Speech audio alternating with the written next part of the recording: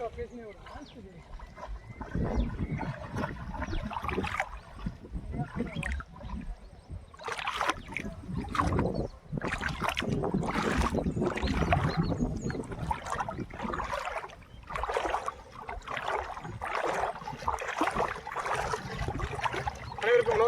பணிவான வணக்கங்கள். பரமவி வீச்சு வலை புதிய வலையும் பழைய வலையை பழுது நீக்கின்னு தருவோம்.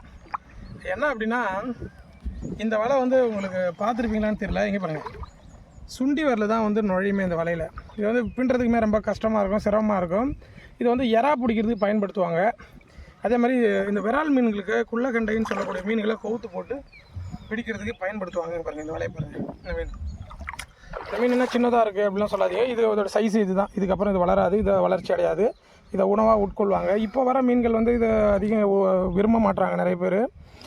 இந்த வலையில் வந்து பார்த்தீங்கன்னாக்கா நம்ம எதுக்கு எடுத்துகிட்டு வந்தோம்னா, இந்த கோலா அப்படின்னு சொல்லுவாங்க, நீட்டாக இருக்கும் இல்லையா, அந்த மீனுக்காக எடுத்து வந்தது. ஆனால் அந்த மீனே வந்து இந்த சந்தில் பூந்து போயிடுது. அப்போ இதோட சின்னது, அதாவது நாங்கள் வந்து எறா வலைக்கு சுண்டி வலையில் நுழையாத சைஸில் தான் நம்ம வலை வந்து ரெடி பண்ணோம்னா எல்லா மீன்களும் பிடிக்கலாம். அது கொஞ்சம் வேலைப்பாடுகளும் ஜாஸ்தி.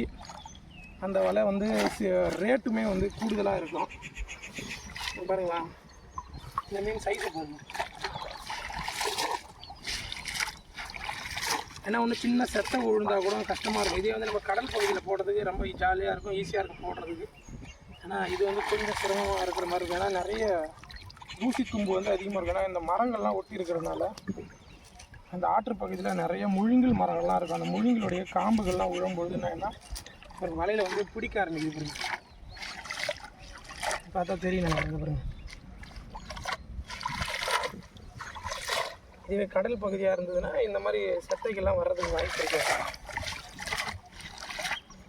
நரம்பு வலையை பொறுத்த வரைக்கும் ஓரளவுக்கு நம்ம எடுத்துக்கலாம். நூல் வலை அப்படின்னாக்கா ரொம்ப சிக்காகி மாட்டிக்கும்.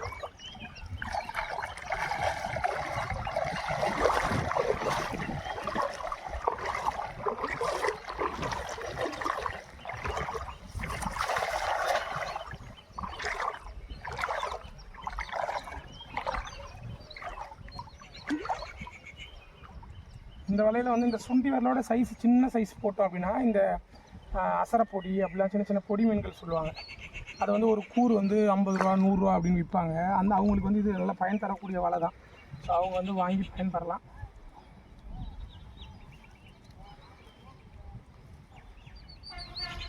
ஒரு எதிரி பிரிவு பாருங்க. காரணம் என்னென்னா, அந்த சைஸ் வந்து அதில் எடுத்துக்க மாட்டேங்குது.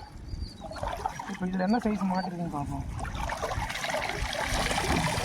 பாருங்கள், இந்த மீன் வந்து எங்கள் ஏரியாவில் வந்து செல்லாத காசு அப்படின்னு சொல்லுவாங்க. இந்த மீனை இது பயன் தராது. நம்ம இது வந்து நம்ம உணவுக்கெலாம் எடுத்துக்கிறது கிடையாது. நிறைய கிடச்சுன்னா அப்படியே தண்ணியில் விட்டுருவோம். இதெல்லாம் செல்லா காசு மீன்கள் அப்படின்னு சொல்லக்கூடியது. இப்போ இந்த வலையோட தன்மை பார்த்திங்கன்னா தெரியும். சுண்டி வரல் வந்து நல்லா ஆடி போகுது பாருங்கள். இந்த மீனுக்கு வந்து குள்ளக்கண்டெல்லாம் வந்து வலைக்கு கிடைக்காது, வாய்ப்பு இருக்காது கிடைக்கிறதுக்கு. ஆனால் இதோட பெரிய மீன்கள் கிடைக்கும். ஆனால் இப்போ கிடச்சிது அப்படின்னா ஏன்னா இந்த வலையை அறுத்துரும். வலையை அறுத்துருச்சுன்னா நிறைய வேலை பாருங்க. இந்த வலை ஏன்னா ஒரு பெரிய ஓட்டம் இருக்குது பாருங்கள். காரணம் என்னென்னா, பெரிய மீன்கள் வந்து தப்பிச்சு அப்படியே வலையிலேருந்து கிழிச்சிட்டு போனதுனால இவ்வளோ பெரிய ஓட்டம் வந்துருச்சு. இப்போ இதெல்லாம் நம்ம சர்வீஸ் பண்ணுற நம்ம வலை கை வலைன்னும் போது இதை நம்ம மாற்றிக்கணும். பேட்சை கட் பண்ணிவிட்டு நம்ம புது பேட்ச் போட்டுக்கலாம்.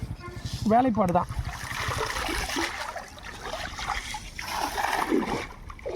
பெரிய வலை எடுத்து வந்திருக்கலாம். நாங்கள் வந்து ஆக்சுவலாக மீன் பிடிக்கிறதுக்காக வரல, சும்மா ஒரு வேலையாக வந்தோம். அப்படியே ஒரு வலை ஆற்று பக்கம் போகும்போது ஒரு வலை எடுத்துகிட்டு வர்றது வழக்கம்.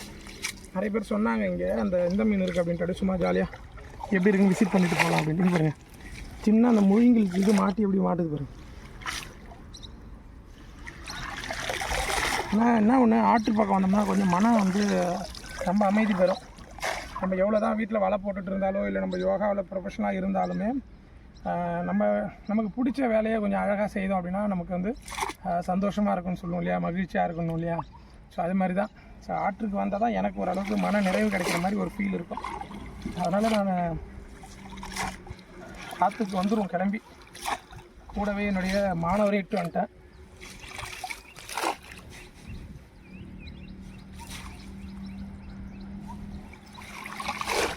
நான் மீன் பிடிக்கிறேன். என்னென்ன மீன் கிடச்சிருக்குதுன்றத பதிவு கடைசியில் போடுறேன் பாருங்கள். பாசி பாருங்கள், இதுதான் வந்து ஆற்றில் வரக்கூடிய பாசி. எப்படி வலை எப்படி பாருங்கள். இது காய்ந்ததுன்னா கொட்டிக்கும் இந்த வலையில். இந்த தண்ணி ரொம்ப நேரம் நின்றுதுன்னா இந்த பாசி வந்து உருவாகுது. அதுமாதிரி இதெல்லாம் பாருங்கள், நம்ம மீன் தொட்டில் அக்வாரியமில் வைக்கக்கூடிய அந்த செடி சொல்லுவோம் இல்லையா, இது பாருங்கள் பார்த்தா தெரியும், ஃபாசில்ஸ் அப்படின்னு சொல்லுவோம். நிறைய வெரைட்டிஸ்லாம் நான் இங்கேருந்து எடுத்துகிட்டு போவேன் என்னோடய தொட்டிக்கு, பார்த்தா தெரியுங்க பாருங்கள். இதை கழுவிட்டு நம்ம நன்னீரில், அதாவது நம்ம நல்ல தண்ணியில் நம்ம இதை ரெடி பண்ணி வைக்கலாம், பார்க்குறதுக்கு அழகாக இருக்கும். அக்வாரியம் வச்சுருக்கவங்க எல்லாம் பார்த்தீங்கன்னா ஆட்டில் வந்து கலெக்ட் பண்ணிட்டு போயிருக்கீங்க. எல்லாமே காசு தான் இன்றைக்கி, எல்லாமே பணம் தான் இன்றைக்கி.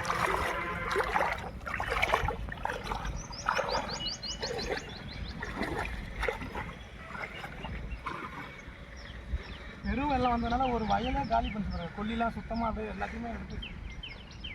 இந்த இடம் வந்து குச்சிப்பாளையம் போகிற வழி. ஆக்சுவலாக இது ஒரு பிரிட்ஜ் அண்டை. நாங்கள் அடிக்கடி வருவோம், இங்கே நிறைய நண்பர்கள்லாம் இருக்காங்க, நாங்கள் வந்து விசிட் பண்ணுவோம் ஜாலியாக. ஆழமெலாம் இருந்த பகுதியெலாம் வந்து இப்போது அப்படியே மணல் திட்டுலாம் கொட்டி அப்படியே சமமாகிடுச்சு.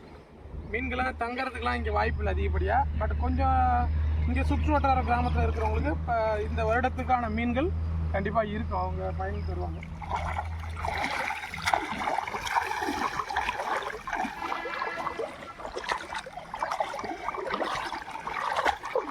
இங்கே 100 நாள் வேலை திட்டத்துக்கு வந்து வேலை செஞ்சவங்களா இருந்தாங்க. ஏன்னா போன வருஷம் நாங்கள் மீன் பிடிக்கும்போது 100 நாள் வேலை திட்டத்தில் வந்தாங்க, அவங்களுக்குலாம் நிறைய மீன் பிடிச்சி கொடுத்தோம். அப்போ இப்போ அந்தளவுக்கு மீன் இருக்குமான்னு தெரியல.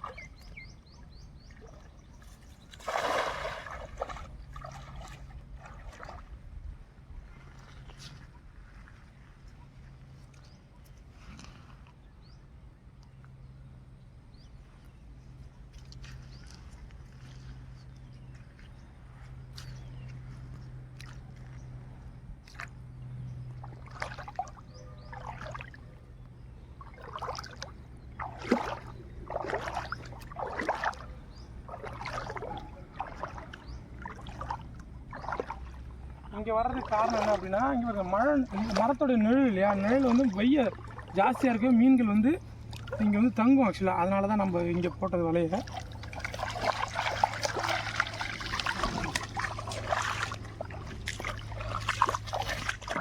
ஒரு ஜிலேபி கிடச்சிது, இதோட பெரிய மீன் கிடச்சா வலையை கிழிக்கும்.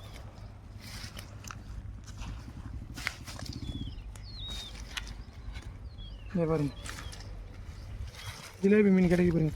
இந்த வலையிலே வந்து ஜிலேபி மீன்லாம் கிடைக்கிறதுக்கு வாய்ப்பு இருக்குது. ஆனால் கொஞ்சம் ரொம்ப பெருசாக இந்த ஹைப்ரிட் ஜிலேபியான்னு சொல்கிறாங்க இல்லையா, அதெல்லாம் ரொம்ப பெருசாக கிடச்சின்னா கிழிச்சிடும். அதையும் மீறி நமக்கு லக்காக மீன் கிடச்சிது வெளியே வந்துடுச்சுன்னா சந்தோஷம்தான். அது மாதிரிலாம் இதில் கெண்டெல்லாம் வந்திருக்கு. பட் இருந்தாலும் சொல்கிறேன், இந்த வலை வந்து பயன்படுத்துகிறவங்க இதுக்கு தனியும் மீன், அந்த மீனுக்கு மட்டும்தான் இந்த வலையை பயன்படுத்தணும். எல்லாத்துக்குமே நம்ம இதை பயன்படுத்தணும் அப்படின்னா வலை வந்து சீக்கிரமாக டேமேஜ் ஆகிடும். அதிகமாக வந்து நம்ம ஓன் யூஸுக்கு தான் பண்ணுவோம், அதிகம் விற்பனை பண்ண மாட்டோம் இந்த வலையை.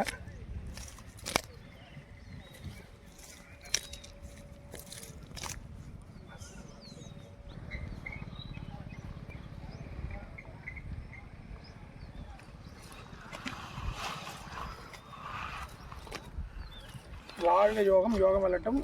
அடுத்த பதிவில் கண்டிப்பாக சந்திக்கிறேன். உங்களுக்கு பிடிச்ச ஒரு நல்ல வேலையை செஞ்சுட்டு உங்களுடைய வாழ்க்கையை நிறைவுபடுத்திக்கங்க. வீச்சு வலை தேவை அப்படின்னாக்கா நம்மளை தொடர்பு கொள்ளுங்கள். பழைய வலை எதுவாக இருந்தாலும் நமக்கு அனுப்புனீங்கன்னா நம்ம சரி செய்து தருப்போம் வீச்சு வலையை. ஓகேங்களா? நன்றி.